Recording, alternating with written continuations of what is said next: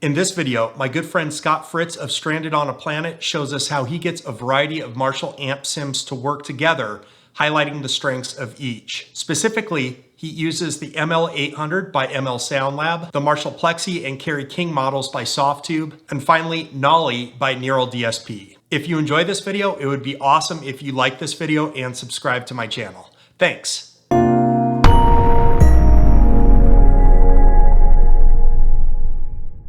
All right, so general idea for this track is to kind of start a harmonic foundation using dyads essentially and shifting root notes around. That was the compositional aspect of it. And then I wanted to use this as an experiment to try out some different guitar amplifier simulations that I have.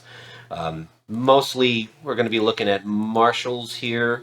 We're going to be looking at the Kerry King signature from Softube.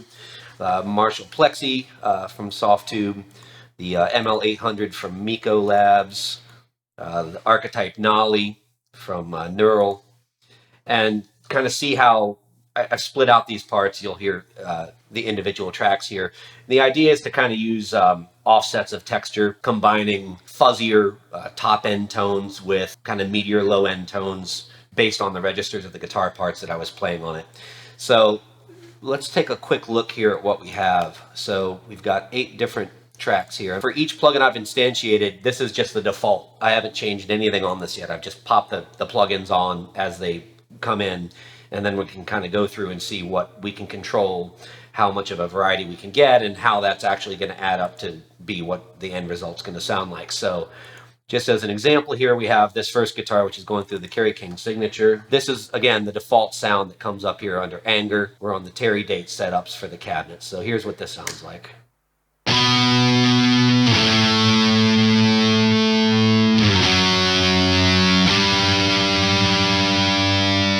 So this is a power chordy kind of rock foundation underneath the whole track. So having something with a higher gain like this, I think, is going to have not only the sustain that we would need for this part to make sense, but also kind of give it some consistent thickness on the bottom end. Let's hop over now to the Plexi here. This is, again, just the default. So right there, if we listen to those two, just as it stands, listen to that offset that we have harmonically. We've got this kind of gnarly, fizzy, anger sound, then combined with something that sounds, early 60s or late 60s, early 70s, which they combine.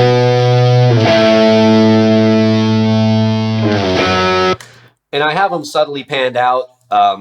We'll get into that, but if you look at my panning here, my cleans I've got up the center, then I've got my lower notes, which we'll play a little further out, and then the heavy chords are way further out. So there is kind of a hierarchy as far as what I want to be flanking and what, to be in the middle of the music that's going to really cut through with everything that we'll hear that the track is going to have on it. So right now we already have something that we can dial it in, but I'm just kind of giving a foundation. We've already got an interesting texture offset between those two guys. Let's go to our clean now. So for this, I'm using, at this point, 2 instances of the Miko Labs amped. All right,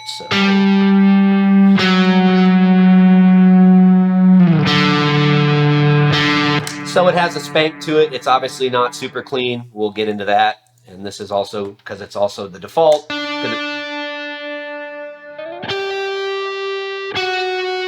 the same sound, but I'm splitting these off in these dyads into different registers.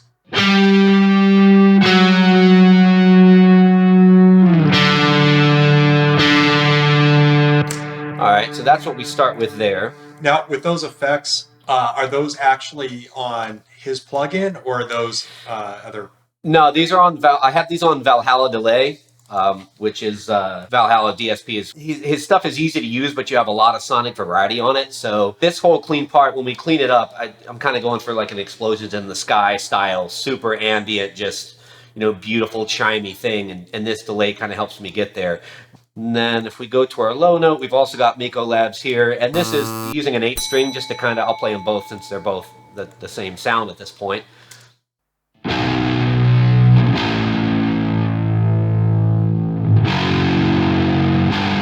That actually sounds pretty awesome. That's a really nice default tone. And then for these heavy chords, we're using Nolly archetype nollie from Neural. So let's see which amps we have on this guy. Right now we have third amp happening here. Again, just default. Let's hear what these sound like when we play them, because they're playing the same kind of thing.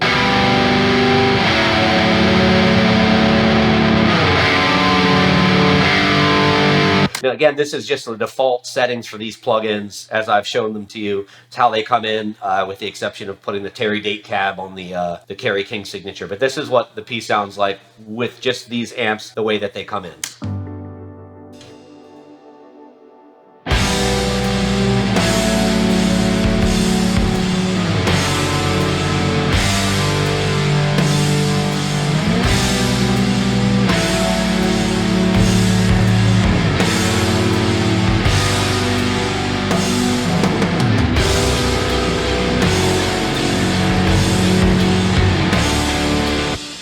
Yeah, it's certainly, you know, a usable place to start. So let's now mess around with some of this stuff and see what we can get going here. And I'm going to do this in conjunction. I'm going to keep both amps going because I want to really hear how they're interacting with each other for the sake of what these parts are doing.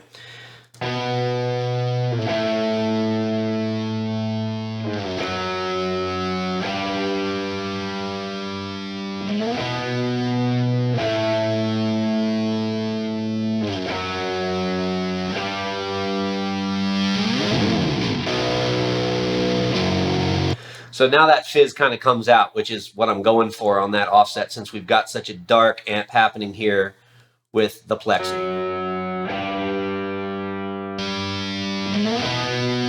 Might be a little much, but you know, this is all just kind of starting point to see where we get. Let's bring this down a little. Let's also bring our presence down a little bit and see what this sounds like.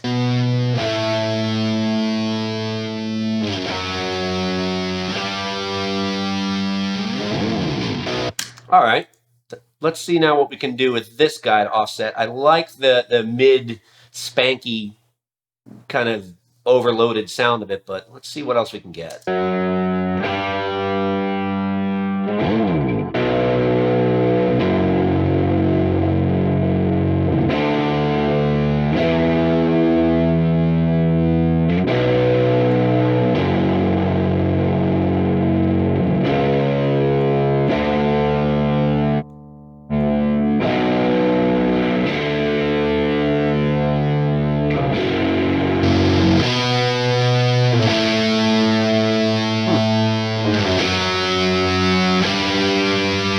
Well, give this a nice sizzle for that power chord foundation. Let's see how this now starts to work with our clean, because our cleans we definitely have to have some fun with.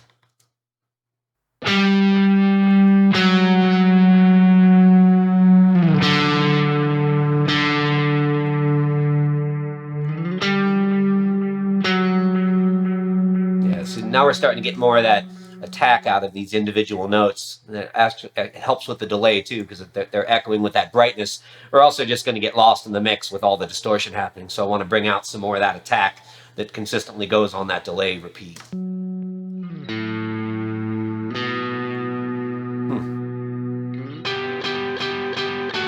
We've got a couple of different cabs here that we can just click on this little on button.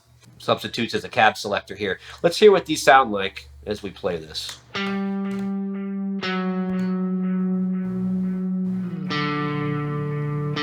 That sounds nice. Yep.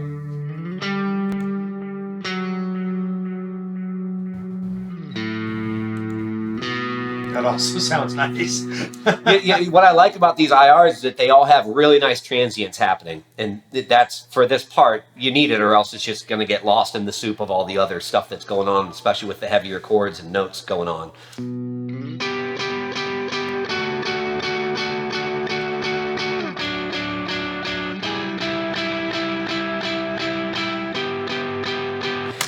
I actually like this, so let's try this. So let's leave this guy on this one, because we're duplicating the same, well, we have the same amp sim on the other clean part.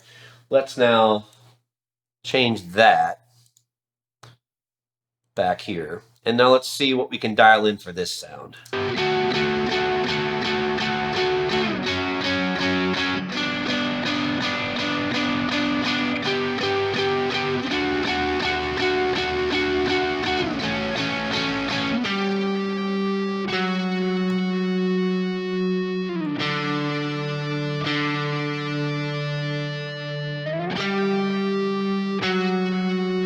That's interesting.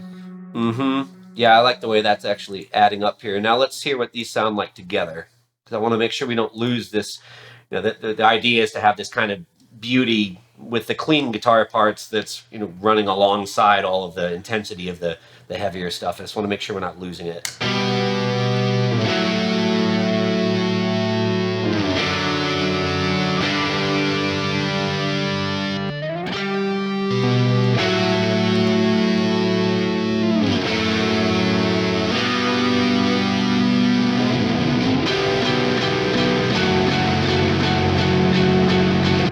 Now I'm thinking we should pan these guys out. I feel like we need a little more size out of what these are doing.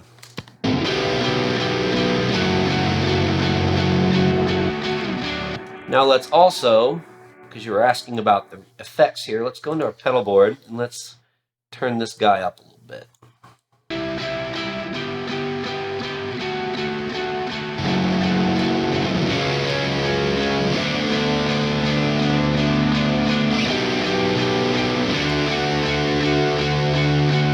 When it comes to stacking this many guitars and with amps, my personal workflow is that I tend to just move quickly through ideas just to kind of bullet point them.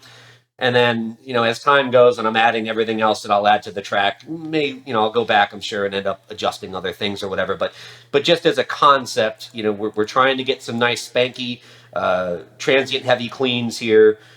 With the power chords, we're trying to get some of the gnarly fuzz. Now with the low note, because they're as low as they are, I want some energy out of them, but I don't want them to be farty. You know, otherwise it just sounds like soup. So let's hear what we're working with now.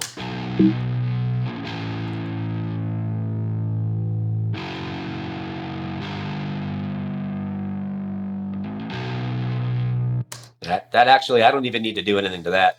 I almost wonder if you tried a different IR, though, that might even bring some more transient and clarity out there. Let's try it here on this guy, and let's see if we find a couple that we like, and so we can kind of switch back and forth between both of these.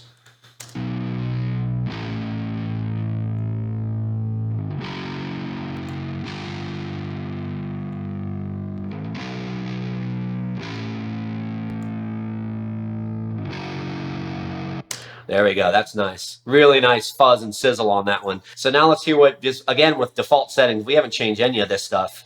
Let's hear what we get with these two different IRs working alongside each other. I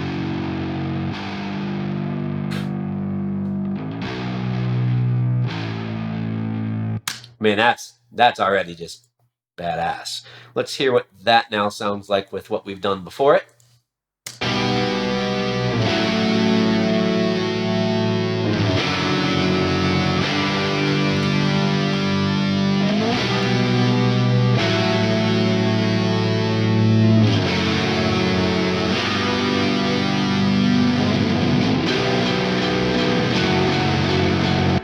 That sounds pretty gnarly. All right, now let's just, in the sake of, again, kind of moving with the flow of things, let's go to what we have down here with our Nolly plugins.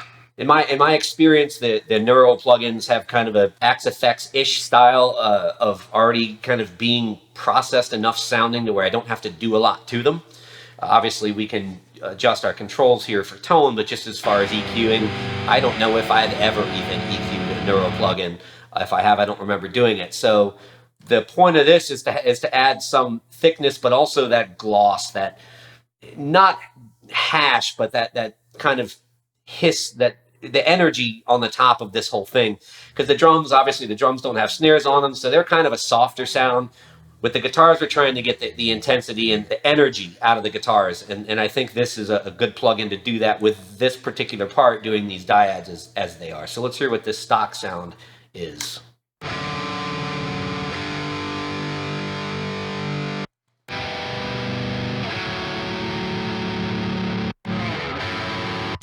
So they're pretty significantly different. So now let's take a listen to how they combine as we change them. We'll leave the first one linked. Now we'll switch around off of this third cab.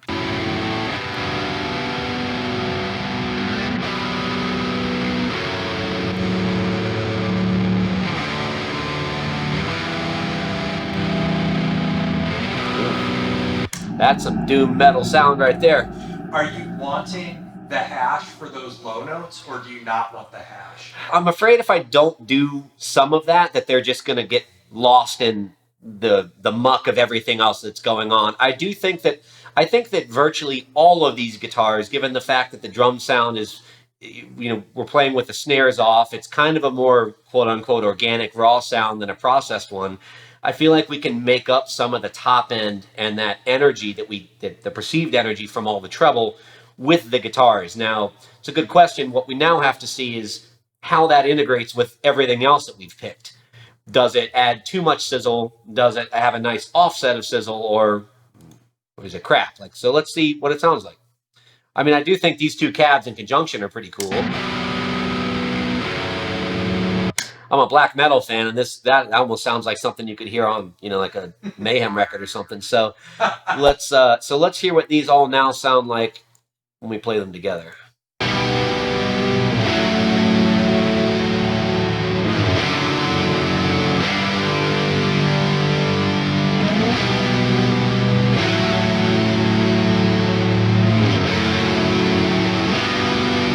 I mean, it sounds pretty nice. Now, the other thing to take into consideration here is that our bass guitar is pretty gnarly too. So let's make sure here we can play this. This is also a neural DSP plugin called Parallax, which for the bass of doom sound is a really good just get going thing. And if you notice on my presets, we got default here too. So let's hear what this sounds like just by itself real quick.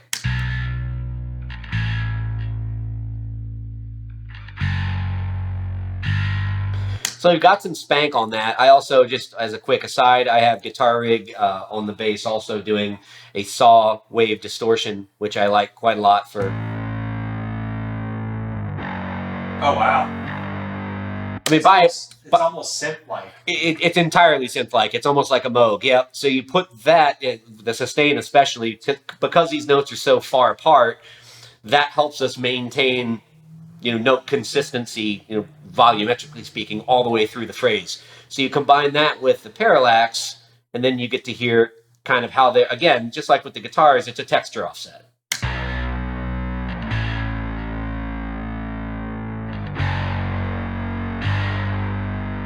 Because listen to the parallax, it's gone after, a couple seconds.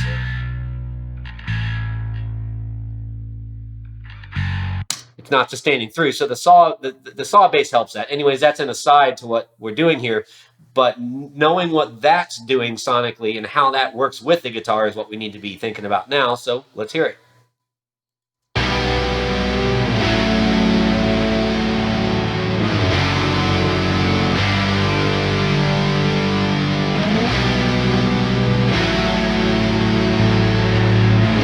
I mean, that sounds pretty badass as far as I'm concerned. And part of the whole idea of this also with this particular piece, and this doesn't apply to everything by any stretch, it's just for this, is that the bass and the guitar, the idea was that you couldn't almost tell them apart. That's why I put the 8-string on the guitar, and now we obviously have a 5-string bass doing what it's doing.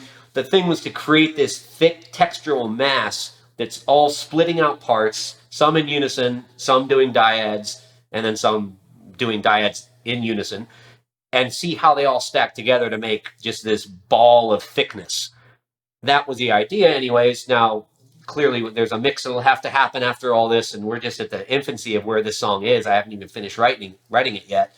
But if we now put this in with the drums, let's just hear what it sounds like when we play what we've got.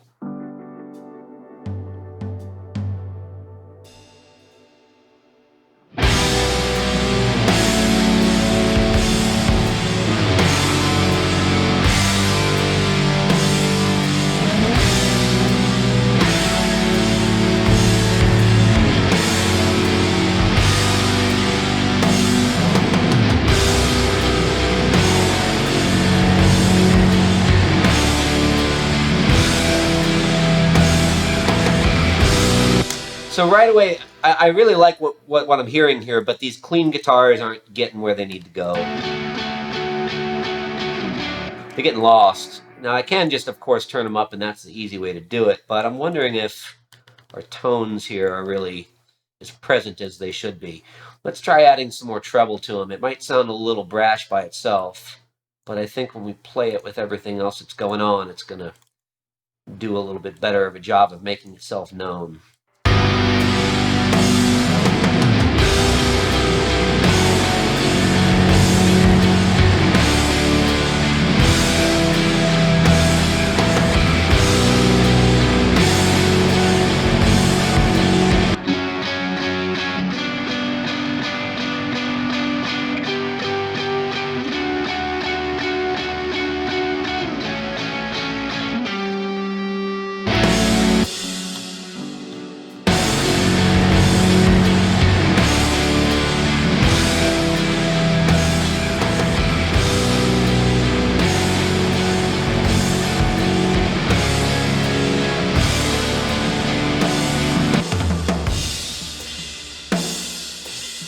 A lot of fuzz I have on those drums. But yeah, so now the clean is really starting to do more of what I think it should be doing as far as note clarity goes.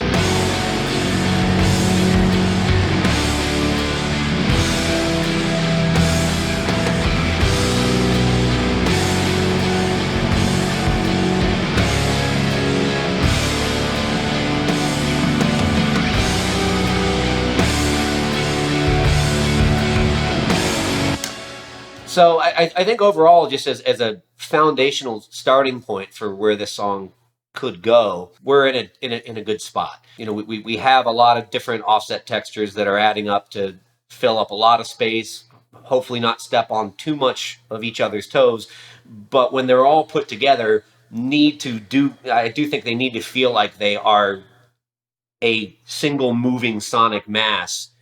And if, you know, for the listeners or the people or whomever might want to, you know, kind of pick out the different sounds going on, cool. But overall, it just feels like a moving machine that has, you know, inertia to it. And that's the general concept with this piece of music anyways. And in general, if I'm doing a larger rock production especially, that's the way I approach the guitar sound and the aesthetic of it, is having that balance. And you know, a lot of times people will get into the idea of saying a plugin is better than another. You know, this Marshall, you know, sim is better than the other. The way I always approach this is to think, well, they're different. Empirical quality differences only really show themselves if in your production and in your composition they're a deficit. So finding a way to make things work together that's the approach I always try to take when I'm working on stuff like this. And it's also just fun because as much as I may love, you know, all these different amp sims that I have, I get bored of looking at the same one all the time. I like trying different things and kind of get myself off of a tangent into somewhere else. And that's what the idea here is. So hopefully these concepts are helpful and at least can maybe push your own mental boundaries a little bit to what you're used to doing. So